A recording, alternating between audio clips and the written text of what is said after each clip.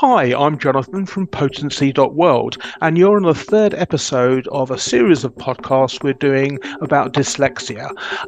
We are doing this because of a guy I go to the gym with, Reggie, and I invited one of my best friends, Sinead, to join us, who is also dyslexic.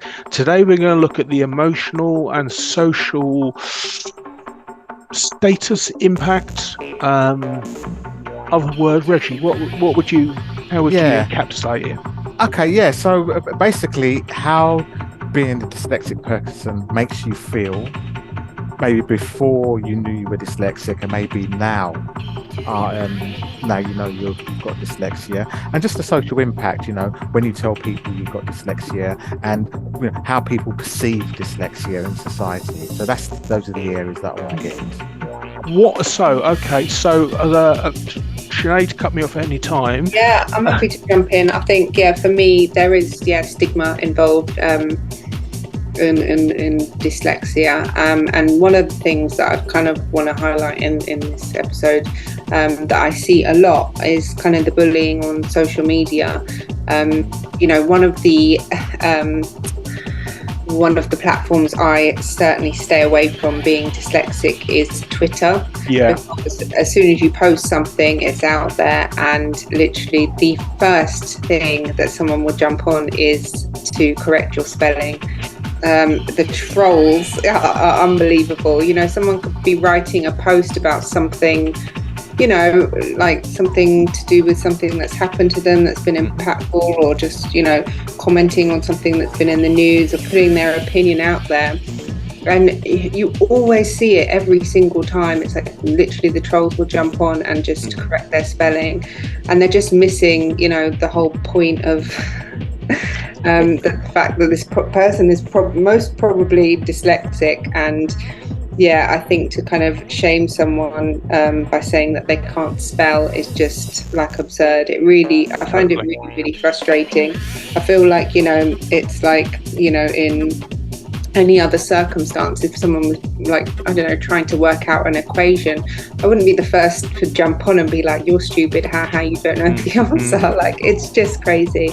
And I feel sorry for people that I guess get cut off in life, not just on social platforms, but just in general in life, and kind of, get told that they're stupid or thick, or their opinion doesn't count, or their thoughts don't matter because they've spelled there in the wrong instance. That's a bit. I mean, that is a perfect example of why the English language is so bloody difficult. Because of the fact you've got what they're called homophones, which is all these words that sound differently but are spelt differently but sound the same. Social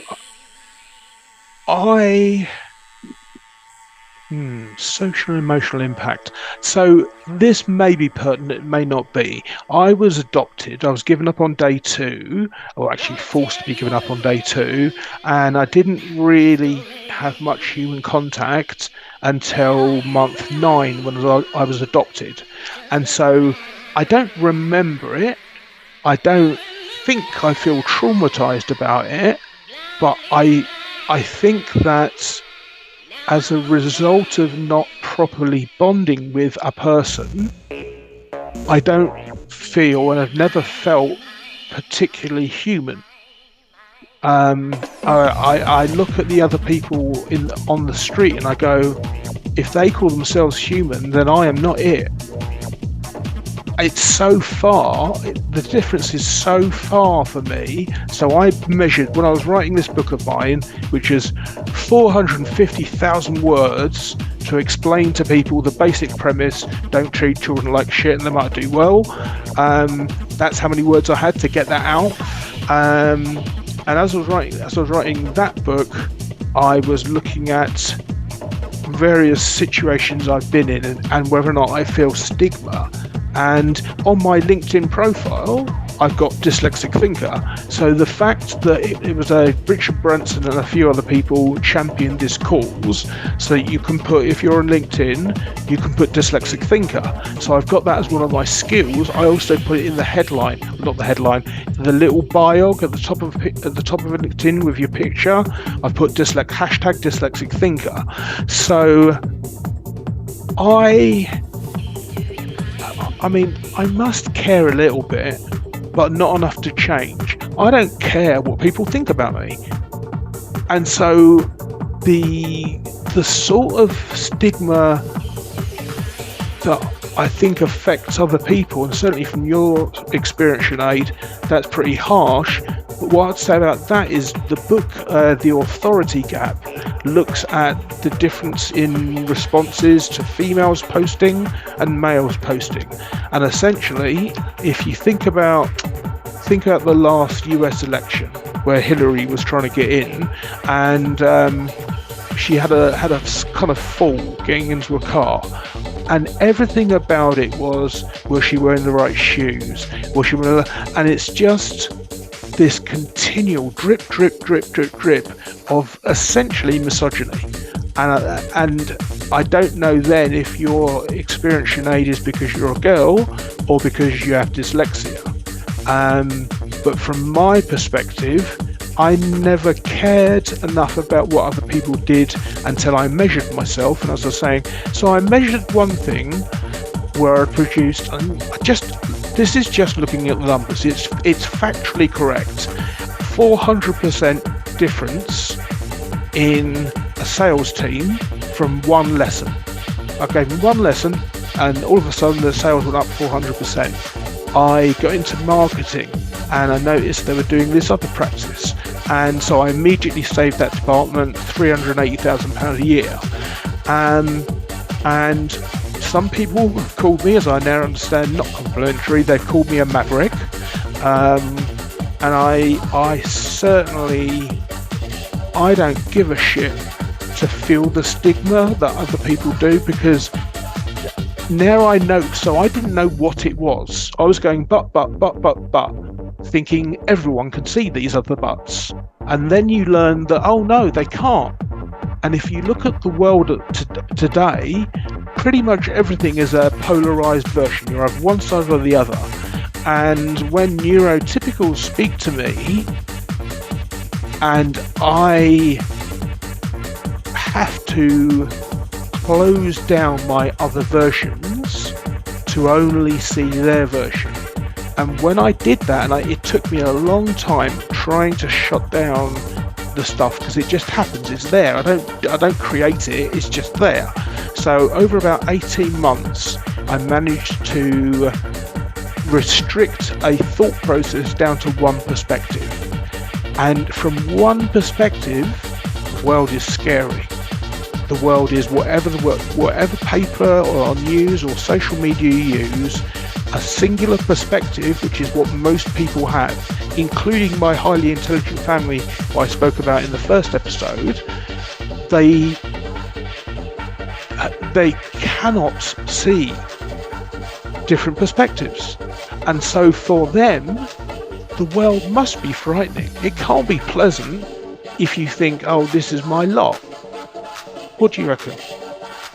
Yeah, I'll tell you what, on that, in terms of what you mentioned about speaking to other people. You're very quiet, Reg. Oh, still quiet. Are you unplugged?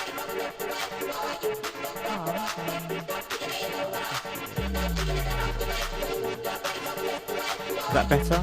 Yep, go for it. That's better. Cool.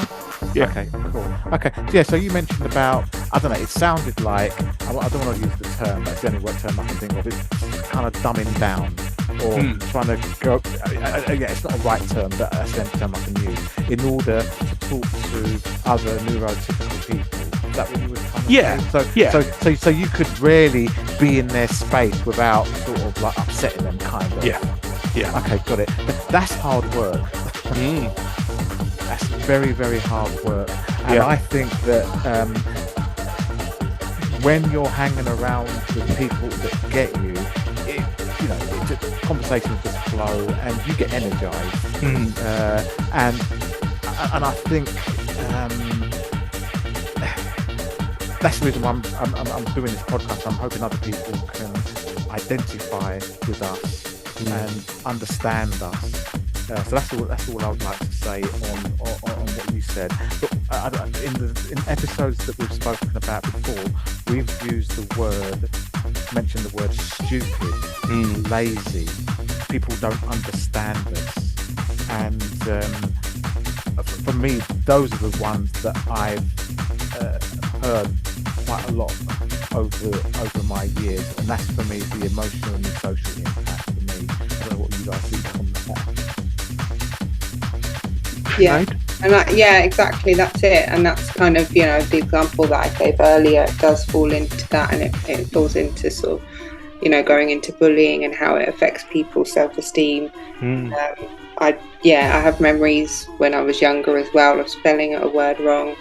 I can't remember the exact what word that I wrote, but I think I wrote hoping or something, and someone said I'd written hopping. I don't know. It was something like that. Yeah. And I'd written it outside, and people kind of were picking up on it and making fun of me because of it. And things like that sort of stay with you. And that's kind of a similar situation to what I see online nowadays.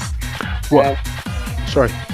Yeah, no, that's it really. So it's just breaking down that stigma, and for people to see that when you're kind of pointing out someone's spelling error, how think about maybe how that could affect their self-esteem, and really you're essentially kind of bullying someone for something that they can't help, they have no control over. I was given I only really started social media, LinkedIn, when I joined this company, and I was doing posts because with COVID there was very little else you could do, and I got picked up on spelling. So it's very, very, very, very, very good. Get the Grammarly extension for your browser. So I have Grammarly installed. I use 4 different browsers. I used Brave, Firefox, Opera, and Google Chrome. There's about 20 tabs on each of those, and you can install Grammarly to it. And Grammarly is so good that by the time you get to the end of the line you're writing, it's telling you the things you've made a mistake on. Just underlines them. You go, oh, go back, gives you the right option, you go click. So, and because someone had pointed out my posts, the spelling wasn't right. So, but the guy who pointed it out and gave me the Grammarly tip was great at the time, but he uses too much cocaine, so we don't speak to each other anymore. But the difference in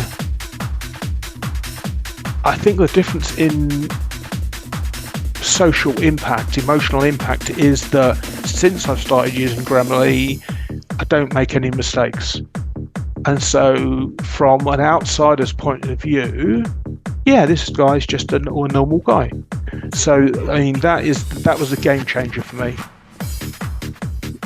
Do any of you use it? Anyone? Well, I don't. Sorry, go on, Reggie. No, I just say when I got diagnosed at work, they've offered me Grammarly and the other one, Dragon. What are you using? You're using the Dragon, aren't you? Well, you're talking to Sinead. No, you. Sorry, they've offered it to me. It's a paid thing, so I've got to get it approved and stuff like that. So that's what they're offering. Yeah, so that will definitely help me. Honestly, but it's free as a browser extension. So what browser are you using, Reggie? We use Chrome at work. Chrome. So you just go to the Chrome extensions, start typing Gram, so GRAMM, and by that you'll get it come up, even if you do that much of a search. And so it's free for browsers. Okay. Yeah.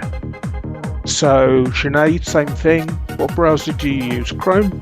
Yes, yeah. Yeah. So the extension for Chrome is really, really good, and it's free again. So basically, in terms of your social media, you need not make mistakes anymore. I've used it since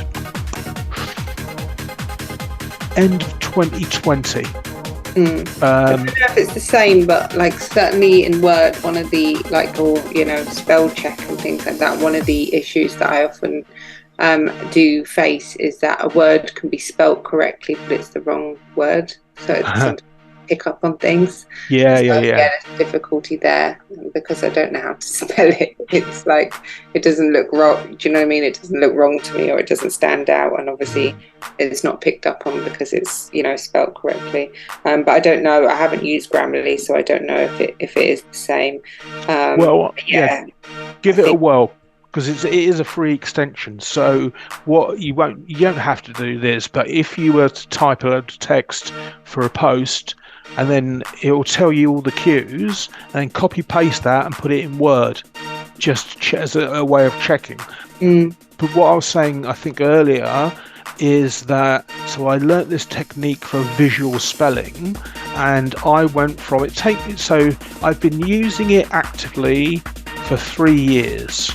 And I literally cut my error rate down I cut it by about 85 to 90%. There are some words I still can't spell diarrhea. I don't know why I'd want to spell it, but I can't spell diarrhea. There are some words that are just beyond me. Do you get that, Sinead, Rishi? Yeah, I suppose there are certain words, but I think as well, I think sometimes, I guess if you don't need a word essentially that such as diarrhea that you don't use very often, I think there's often the situation where because you don't use it very often, you're never going to kind of teach yourself how to spell it. Yeah. Because you kind of realise, you feel like you don't need that information in your life. So yeah, I guess there's that.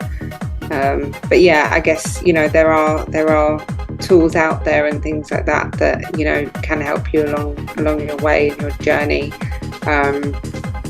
and definitely kind of make your life easier. And I just want people to know that they never have to feel kind of stupid. Yeah. If they make a mistake. And interestingly, actually, it's off at a complete tangent, so dyslexic, we get it. But the number of adults I see having swimming lessons. So there's a swim teacher comes to our gym pool twice a week. She does 5 or 6 hours. So she has about 10 students a week, say. Of adults that are learning to swim, and pretty much always the reason an adult would like to swim is that they never learnt it when they were young, and now they have children who want to go running into the sea and they feel frightened by it, so they're learning this skill. And leading up from what you were saying, Sinead, is because the tools are out there, what is it that's going to motivate them enough to use them? So is that a question? It's a kind of question. What is your opinion of that statement question? Yeah, I mean, I think, it will make life a lot easier for you. If you are doing a lot of social media stuff, or you're writing work and stuff like that, if it's going to cut your error rate down, then it's going to help you. It's going to stop the people saying that, correct this, you're stupid, you're lazy, I don't understand what you're saying. It's going to stop that, so surely that's going to help you, enjoy life much better than sort of like being stressed that every time you post something, someone's going to say this is wrong and call you stupid. Makes sense. So, from an emotional point of view, because I'd never really thought about it from an emotional point of view before, I think so. We all want to support other people out there that might hear this podcast and feel that they are in some way on a spectrum, because so many people like Sinead was saying, and I said, and you, Reggie, said, we as dyslexics, we can pretty much tell another person with that. Either they might say possibly one sentence, or it might be about the way they examine a thing. But you can spot a dyslexic anytime you like, and older people with dyslexia who were never given a diagnosis have, found a way of dealing with the world, which is this problem-solving ability. So I think what we're trying to do is to say to adults, listen, there are all these tools. If you explain to your child that, okay, use the computer because it will help you, and if the resources are available. So again, it comes down to this what's called not requested assistance, reasonable adjustments is the phrase in the Equality Act. So if you're a parent listening to this podcast, what I'd suggest you do is ask the school about reasonable adjustments. That is the phrase from the Equality Act 2010. And a company or a school doesn't have to do anything. But if you request reasonable adjustments, they have to take your request on face value. And I suppose there are resources out there. So I have in the past myself cleared off my old laptops, reformatted them and completely cleared them, and then sold them cheaply to someone I knew. Because when I was coaching myself in schools, you see children that don't have enough stuff and things like that, or they've got holes in the bottoms of their shoes, which indicates, the fact that they don't have enough money, the family doesn't have enough money to buy new shoes. So I'd get in contact and say, listen, you can have this laptop, 100 quid or something like that. Was my attempt to facilitate in the way that you've already talked about. So ask for reasonable adjustments, definitely. In fact, I would also ask, and I don't know where you'd look, so I might talk in a minute or I might let them talk in a minute while I look for it, but your local council also has to take into account what's called reasonable adjustments. So if you guys bounce that around, and I'll do a search and find out if I can find anything new.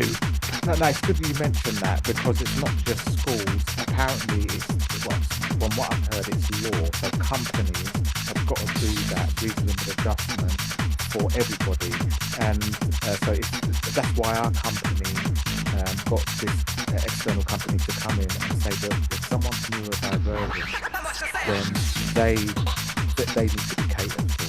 And that's not just people that are neurodivergent. I've also heard that if someone is going through the menopause and they need time off from work, or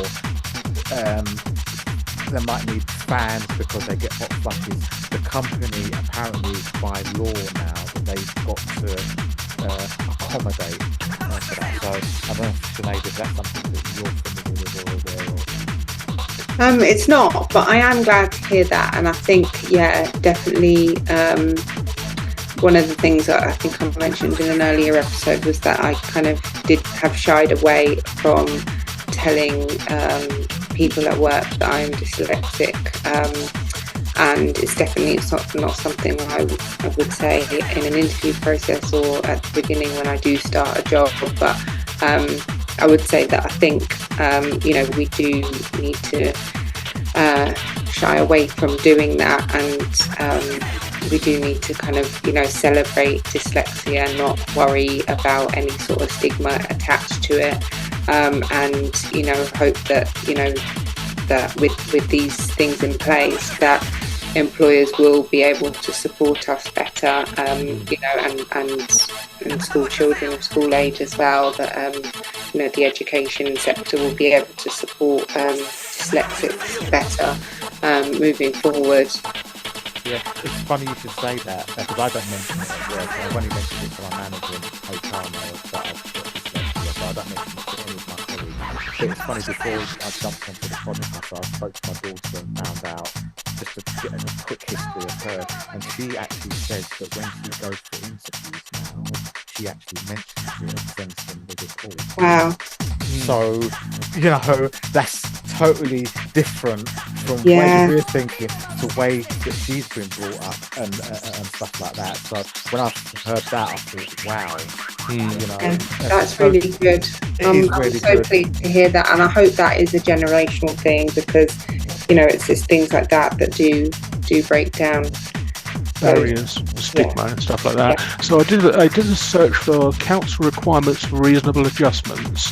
So when must a public authority make reasonable adjustments? A public authority has a duty to make reasonable adjustments if you're disadvantaged by something because of your disability, and it's reasonable changes to make reasonable changes to remove the disadvantage.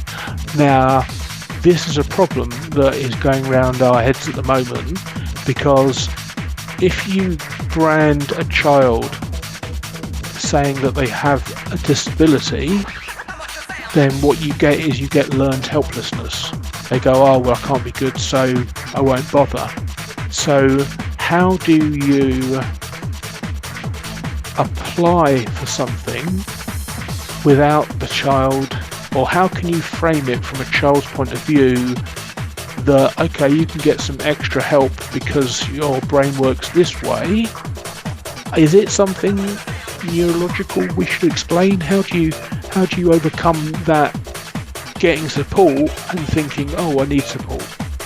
Does that make sense at all? Yeah, it does. And to be honest, I think we need to go back to that wording. We've all said Sinead more than us. It's not a disability, and that word in there says disability. So if we're going, if we're saying we've got disability, we need help, that's going to put us on the back foot straight away. So I think the wording needs to change on that. That's my view.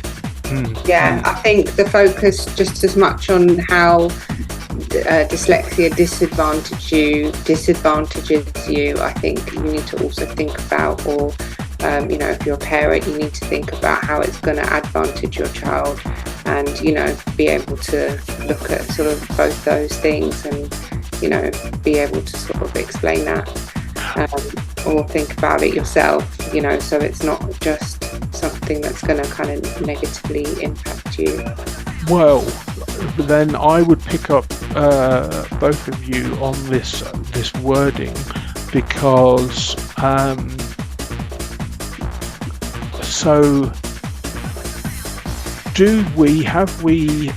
so both you, Sinead and Reggie, don't tell people at work, whereas I've got it on the top of my profile on LinkedIn. And so the difference in approach is, I don't care, but you two obviously still do because you're not mentioning it.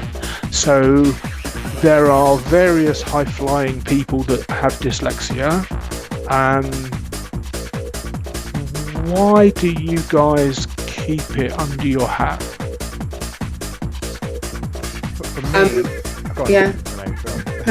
No, go on, go for it, Reggie. No, for me, I mentioned it to a work colleague, because I've got something in Slack, I've got something wrong, and he said, you're spelling Scottish wrong or something like that, and I said, well, I think I've got dyslexia, and he said, oh yeah, another engineer mentioned that to me, I just think he's just lazy, and I think, okay, that's it. Sinead? It just ran off like this, like that. Okay, that's it. Yeah, I mean, I probably am sort of similar, for fear of having a similar sort of experience to yourself there, and feeling that people really don't have, people who are not dyslexic or neurodivergent really don't have an understanding of dyslexia, and it being labelled a disability in the mainstream just makes people believe that it's some sort of disadvantage, and you're going to be a person who's gonna have to have extra support in the workplace, and you're gonna mess up or make mistakes, and it can cost the company money, when really it's actually the exact opposite. I think that dyslexic in the workplace are a huge advantage, and I think for any of our things that are sort of potentially like negative like that, we make up for it in so many other ways. Definitely. So I definitely think that, because I feel like that information isn't out there in the mainstream, No. and it is starting to be, with people like sort of Richard Branson, big CEOs, talking about it more. I think it is getting out there, but at the moment it's still a concern for me that people will have a preconceived idea of what dyslexia is, and either sort of make snide comments like that, or and be sort of ignorant to it, or that they're going to sort of worry about me and watch me a little bit more closely, or it's sort of a number of things, but it's certainly not sort of in my day-to-day that I am embarrassed about. It's something that I do want to put out there, but I think for me, along with sort of other areas in my life, I really don't like labels. And I'd much rather sort of sit there and say, if someone was to ask me, my strengths and my weaknesses, I could reel off all the things that are my dyslexic strengths and my dyslexic weaknesses without using the word I'm dyslexic. That's very interesting. Because I definitely own, all of the things that are my weaknesses and all of the things that are my strengths in the workplace. I just don't specifically, say outright that I am dyslexic. That is very, very interesting. So I'm reading a book at the moment called, it's called, what's it called? I can't remember. Anyway, in this book it talks about, I've completely lost my train of thought. It's called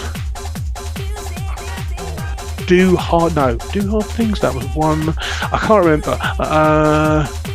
No, too many books going right around my head at once. So in the book The Gift of Dyslexia, I'll refer to that because it's old and I remember that. It talks about the education system. So this stigma that is definitely attached still. I think still is probably the beginning of it. So it explains that normal education is verbal reasoning, I've talked about before. So you run down a sentence, run down a paragraph. At the end of a page of writing, you maybe know what you should be doing, or you've learned X fact. And it says that visual thinking. So whenever I'm thinking about anything, it is. So I describe it as 12D. So I can look at a thing that exists in the world, and I know what the other side looks like in principle, and I know what it looks like from the top, I know what it looks like from the bottom.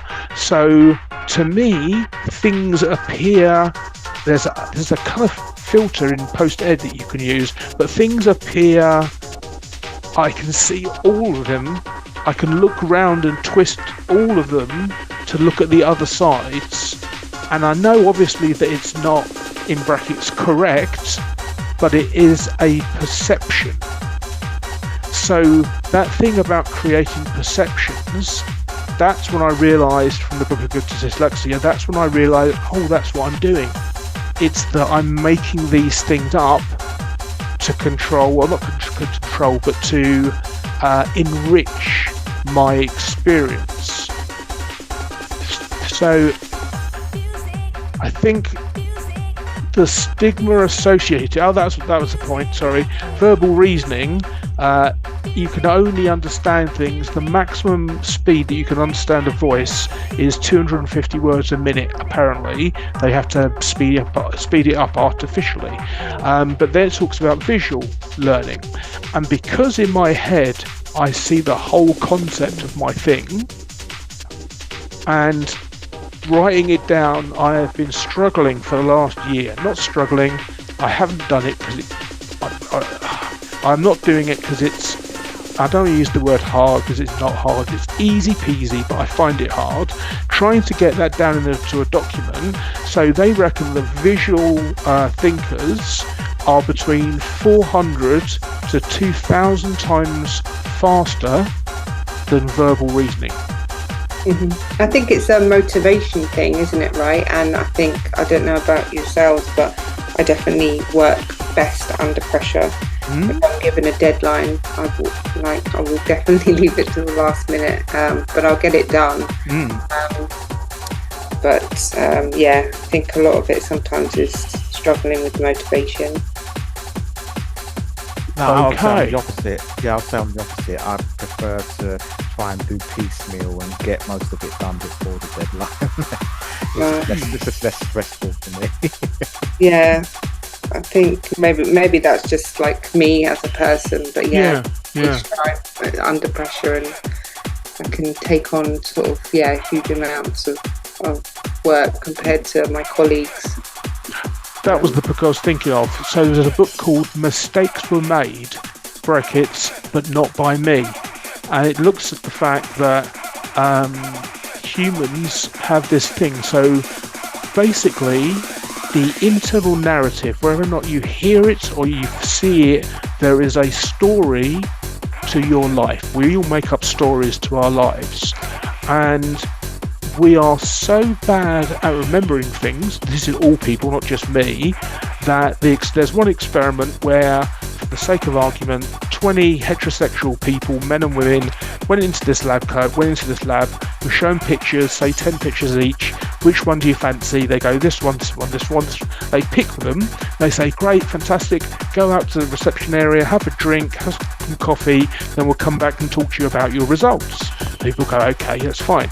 They come back, and then what the researchers did was point at the picture they hadn't picked. And in the space of 5 minutes, people can be convinced of the thing they didn't pick, and they will start to make up a story about why they picked it. So that is called confabulation. And it's amazing because, so one of the things that's very true of me is I pretty much always own my mistakes. And that is quite unusual. I suppose in some ways it makes you vulnerable. But this book says that it's a problem that we cannot get out of because of confirmation bias. Once we believe a certain thing, we go down that path, and everything we see supports our belief, even though it could be, the complete opposite. They'll go, oh yeah, well that's proof of my thing. So I think I'm very happy to own my accidents and mistakes, but they don't happen that often. What about you, Sinead? Do you own up, or do you try and fix? I would say I try and do both, really. I mean, I'm not really opposed to, obviously. I do feel like a great sense of, I feel overwhelmed when I make a mistake. But I'm not sure if that is to do with dyslexia or my anxiety. But yeah, I definitely don't feel comfortable making a mistake, and do feel quite anxious about it. But I think that I'm not opposed to owning up to my mistakes. I definitely wouldn't. I don't think I'm sort of the type of person that would cover things up. Right. I think I'm aware that I'm happy to fix things. Self-aware. Interesting in your example though, in your example from that book, I was wondering whether the person confabulates. So they confabulate because they're covering up the fact that they think they've made a mistake, or they think the person who's asking them has made a mistake. Basically, we don't. The situation is that people cannot accept they've made a mistake. So that example with the pictures of people they fancied, they literally 5-minute break, and they will make up a story about why it is something else. There's a famous study where people are asked to give people an electric shock, and there's loads and loads of research about how brains work because I'm into it, as you might know, and most people, almost everybody, finds it incredibly difficult. Well, I would find it incredibly difficult to. But I don't. I'm going to use the word "be honest." People aren't dishonest, but people have to live a narrative that supports them. In the story of how the life is in the head, I'm the hero of that story. And so the concept of admitting that I'm wrong is so incongruous that we suddenly start scrambling to find reasons why we're right. I always feel like if I'm not making mistakes or if I'm not failing, the way I've twisted my perception on that is that if I'm not doing those things, then I'm not trying. And I think that, I think that is true, that if you don't make mistakes and you don't fail, then you're never going to learn anything. No. So I think that is something that's important that we have to change the kind of narrative on. And I think in school, we're kind of taught that if we fail, it's a really bad thing. Yeah. I think that stems from childhood. Yeah, for me on that, I thrive on my failures. I thrive on my mistakes because it's the only way that I'm going to get better. And like you say, if I'm not making mistakes, it means I'm not trying. I'm not trying to push myself. I'm not trying to get better. So for me, that's through coming back to dyslexia. That's the reason why the way I am is because of my dyslexia has made me work hard, try hard. Make mistakes all the time because of my dyslexia. I spell things wrong all the time because of my dyslexia. It doesn't bother me because I know that I'm going to just try and do better and work hard. And that's, for me, the dyslexia is something that I'm really honoured to have because it's made me the person that I am. And at this moment in time, in fact, throughout my whole life, I'm proud of the way I am. And that's why it's ironic, because you're talking about how hard you try, and we're all talking about how we do own our mistakes and how, we learn from them and we thrive on that, and yet we think we're lazy. Yeah, exactly. It's far from it. Exactly, we're the exact opposite.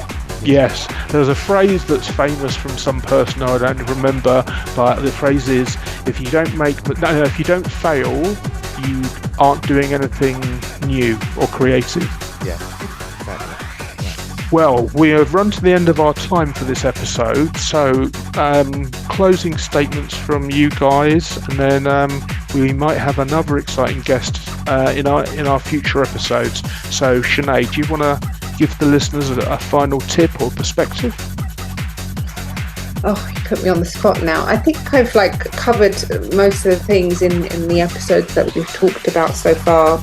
For my sort of tips and tricks for kind of getting through life. I think I probably at this point, for just based on this topic that we talked about today, is just be mindful of the fact that, despite maybe the stigma that is out there, or kind of the way, Jonathan's put it, the stigma that you think might be out there, then we definitely need to keep putting things out into the mainstream, keep talking about it, and making sure that people see how hard we try and passionate we are, and how much more effort that we have to go to sort of accommodate things in life, and I think that's the exact opposite of sort of being lazy, and hopefully we can break any sort of stigmas attached to that and any sort of bullying that goes on. Well, for being put on the spot, that was absolutely fabulous. But then I expect nothing less from you, Sinead. Reggie, a final point for your... Yeah, I would say, being dyslexic is, for me, it's an honour. I'm like I said, it's made me the way I am. But the word dyslexic, I tell you what, I spoke to my daughter, she said, every time I spell it differently. Could they have come up with something that could have been so easy for us dyslexic to spell? Because I struggle, I don't know, if you can spell it, I spell it, I look at it, and it's just a jumble of words.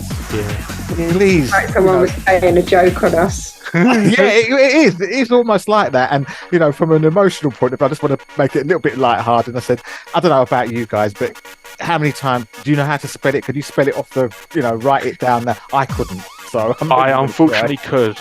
Oh, okay. The only reason I can is because I've been writing the word consciousness. So I've been using that word and various other brain neuroscience terms, and I used to always spell it wrong, but because like you both, because I had to learn it and put in that extra effort to learn it, I don't see right. So this could sound conceited. It's not. I'm not wrong. I have other perspectives that I've not considered. So when I speak to someone else, I find their perspective and their view, and I'm able now to step away and not try to change their view, but to take it on board inside my own perspectives and see an approximation of what they're trying to describe to me.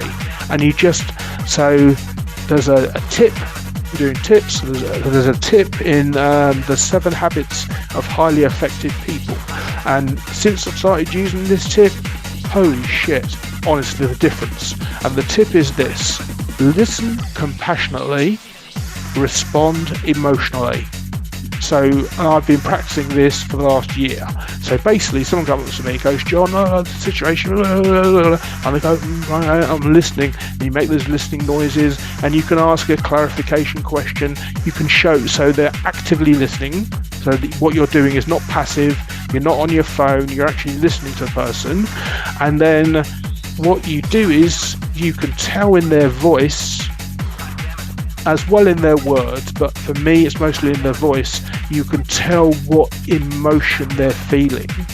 So when you respond and say, "Wow, that sounds really frustrating," or "really frightening," or "really uncomfortable," and the person goes, "Yes, exactly." So it's not really about dyslexia, but it's about communication skills in general. What I've learned over the last 5 years is to not interrupt people with different perspectives. I know Sinead has spoken about interrupting people, not to interrupt neurotypicals in the middle of their thing because they only have the one thing, and just acknowledge their struggle. I think that's all I can say. Right. Thank you everyone for listening to this podcast. Reggie, Sinead, you can say goodbye. Yeah, thanks. It was really great talking to you guys. Excellent. Yeah, thanks for having me. Absolutely. Thanks for being here.